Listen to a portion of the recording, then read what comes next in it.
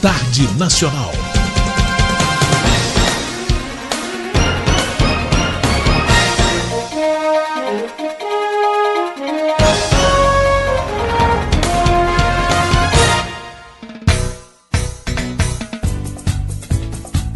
Entrevista. Nós vamos continuar repercutindo a decisão da Justiça em segunda instância que manteve a condenação do ex-presidente Lula, ampliando a pena de 9 para 12 anos. E é sobre este assunto que nós conversamos agora com o Ricardo Prado Pires Campos, ele que é procurador de Justiça Criminal do Ministério Público de São Paulo e vice-presidente do movimento do Ministério Público Democrático. Doutor Ricardo, muito boa tarde. Boa tarde, Marcos. Boa tarde, ouvinte. Obrigado por atender a nossa solicitação. Doutor Ricardo, para conversar conosco também, com o senhor também, está em Brasília o Benete Nascimento e em São Paulo o Anchieta Filho. Em primeiro lugar, doutor Ricardo, chamou a minha atenção hoje o noticiário já dando conta de uma reunião que aconteceu hoje pela manhã, né, no diretório do PT, o PT reagindo, né, à decisão adotada ontem pela Justiça e confirmando que o presidente Lula vai ter a sua pré-candidatura lançada à presidência da República pelo partido e com discursos bem intensos, lideranças do PT praticamente levando a entender que não vão considerar essa decisão judicial. Em primeiro lugar, doutor Ricardo, como é que nós devemos interpretar, né, essa reação diante de uma decisão judicial? Bom, infelizmente a questão política muitas vezes tenta buscar caminhos que juridicamente, às vezes, em determinado momento, não são possíveis. Mas são opções, né? Não me cabe julgar, na verdade, a questão da opção do partido. Me parece que eles têm uma dificuldade muito grande pela frente, né? Não há uma impossibilidade, mas há uma dificuldade realmente crescente de que isso possa se tornar realidade, né? Certo. A decisão do Rio Grande do Sul se não for revista, ela impede realmente a candidatura, né? Certo. Agora, qualquer decisão final sobre a candidatura ou não, embora o partido em convenção possa fazê-lo, né, em torno de lançamento de candidatura, mas há uma instância que é o Tribunal Superior Eleitoral, que é quem vai homologar ou não essa candidatura, né? Perfeitamente, isso.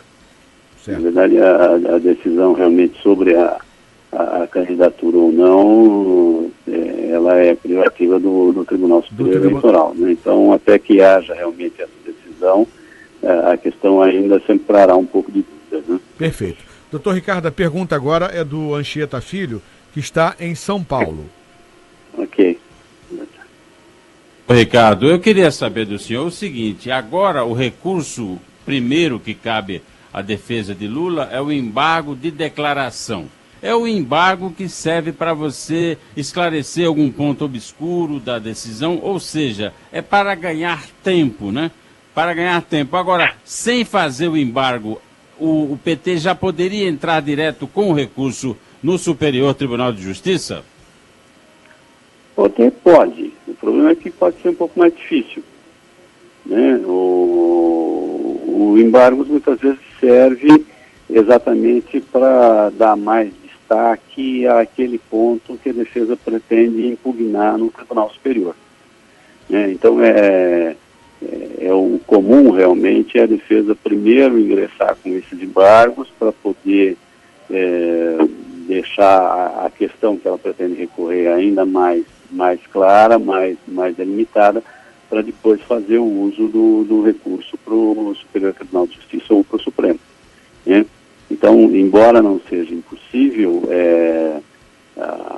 o que realmente se faz na prática é sempre primeiro ingressar com os embargos de declaração para depois, na verdade, acessar o outro recurso, entendeu? Até muitas vezes para ganhar tempo mesmo, né? Mas mas não é obrigatório, vamos dizer assim, entendeu? Mas a prática diz que é recomendável. Certo. Bom, lembrando aos ouvintes aqui do Tarde Nacional, nós estamos conversando com o Ricardo Prado Pires de Campos, ele que é procurador de Justiça Criminal do Ministério Público de São Paulo e vice-presidente do movimento do Ministério Público Democrático. Doutor Ricardo, nós vamos agora a Brasília. A pergunta é do Benete Nascimento. Ok, senhor, obrigado. Boa tarde. Ok, obrigado, Marcos. Boa tarde, doutor Ricardo Prado Pires de Campos. Eu gostaria de repercutir o que eu ouvi hoje pela manhã quando estacionava meu carro vindo aqui para a EBC. Havia duas pessoas na área do estacionamento conversando e aquilo me chamou a atenção porque a conversa é o sentimento da população brasileira. O Lula foi condenado, aliás, teve a sua pena ampliada de 9 para 12 anos, foi condenado por unanimidade, ou seja, o recurso que ele impetrou não logrou êxito, ele perdeu fragorosamente. E aí, de forma prática, o que fica? Qual é a lição que fica? Porque não há qualquer sanção contra ele, o Lula vai poder registrar uma candidatura, vai poder depois de amanhã viajar para a Etiópia, fará uma palestra em Addis Abeba, há inclusive um advogado disposto e tentando recolher o passaporte dele para evitar que ele viaje. Ou seja, e o PT, o partido em si, vai para as ruas em tom de ameaça, em tom de pregação de desobediência civil, dizendo que Lula será candidato. E aí, vê bem, como é que a população pode compreender qual é essa justiça que está praticando quando um cidadão que foi julgado, foi sentenciado, tem toda essa regalia? O que acontece aí talvez até justifique a questão dos embargos de declaração que foi mencionado, é exatamente a questão de você retardar, por exemplo, eventual cumprimento de mandado de prisão. Porque se você tiver, eventualmente, expedição de ordem de prisão, vai ficar impossível você fazer uma campanha. Você inviabiliza, me parece, que a pessoa compareça a comícios, o que quer que seja, se ela tiver uma ordem de prisão expedida contra ela. O que a gente vê, infelizmente, no Brasil, às vezes, é essa tentativa de você não cumprir a legislação. Isso realmente não é positivo para o país. O ideal era que os partidos políticos e os políticos, na verdade, nos dessem o exemplo de cumprimento da legislação. A história do país seguramente seria bem mais fácil. Obrigado, doutor Ricardo. Marcos, me permita só fazer um complemento. Pode sim, Benete. Dizer que para a população brasileira, a sensação que fica efetivamente é de que isso não vai surtir efeito algum. Porque a campanha está pronta, e hoje eu ouvi de um jurista, numa entrevista, também aqui na emissora de rádio, dizendo que o Lula vai poder ser candidato, vai poder inclusive participar dos programas, porque enquanto não houver transitado em julgado, ele pode, enfim, lançar a campanha, passear pelo país, fazer campanha política, ter a sua participação assegurada nos programas de TV, ou seja, efeito prático nenhum. É o famoso assim, ad enrolando tantum, e a gente vê que a população brasileira fica sem saber exatamente o que aconteceu nesse julgamento de Lula. O que de fato vai causar impacto? Ele será punido? Ele será sentenciado?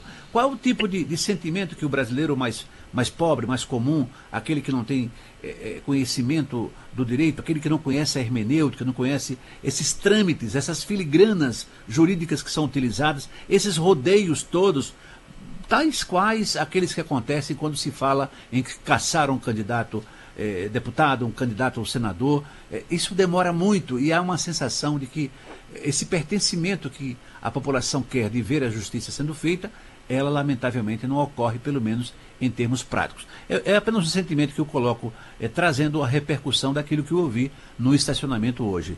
Tá bom, doutor Ricardo? Eu acho que há uma mudança que está ocorrendo no país. Você tem a história tradicional do jeitinho e do descumprimento da lei.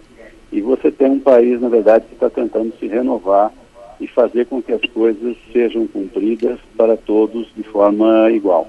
né? Nós ainda estamos no meio do processo, então ainda há muita expectativa de que as coisas melhorem, mas as condutas práticas que têm acontecido, muitas delas já são positivas, né? Quer dizer, o fato de você ter chegado até o julgamento, o fato de já haver uma condenação, inclusive confirmada agora em segundo grau, é extremamente positiva.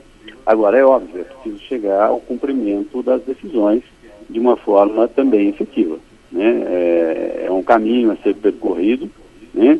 E que o país, pela primeira vez, começa a dar passos positivos nesse sentido. Mas ainda tem muita coisa para fazer pela frente, você tem razão. Obrigado, doutor Ricardo. Com você, Marcos. Obrigado, Benetti. Doutor Ricardo, queria repercutir aqui, tem uma matéria que está publicada hoje na Agência Brasil, né, que é o nosso portal de notícias aqui da EBC. A ministra Carmen Lúcia nega 2 habeas corpus em favor de Lula. A matéria é do repórter Pedro Peduzzi, da Agência Brasil, e eu vou resumir aqui, porque no finalzinho da matéria que tem aqui um assunto que eu gostaria que o senhor esclarecesse para os nossos ouvintes. Presidente do Supremo Tribunal Federal, ministra Carmen Lúcia, negou na noite de ontem, né, 2 pedidos de habeas corpus preventivo em favor do ex-presidente Lula. Lula foi condenado por unanimidade. Agora, no segundo parágrafo, a matéria diz o seguinte: os 2 pedidos foram apresentados por estudantes de direito. Um deles foi pedida a concessão de liminar até o esgotamento de todas as possibilidades de recursos da segunda instância.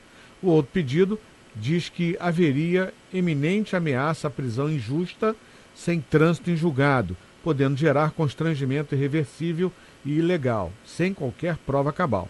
A argumentação da ministra Carmen Lúcia para os 2 pedidos foi similar, tendo por base a justificativa de que, aí abre aspas, não é atribuição do Supremo Tribunal Federal decidir, neste momento, esta questão.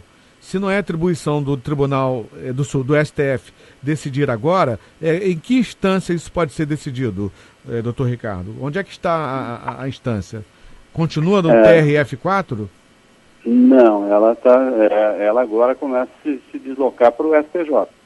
Superior Tribunal de Justiça. Superior Tribunal de Justiça, sim. A questão ainda realmente não é do Supremo. Ainda há mais um grau de jurisdição antes de chegar até lá.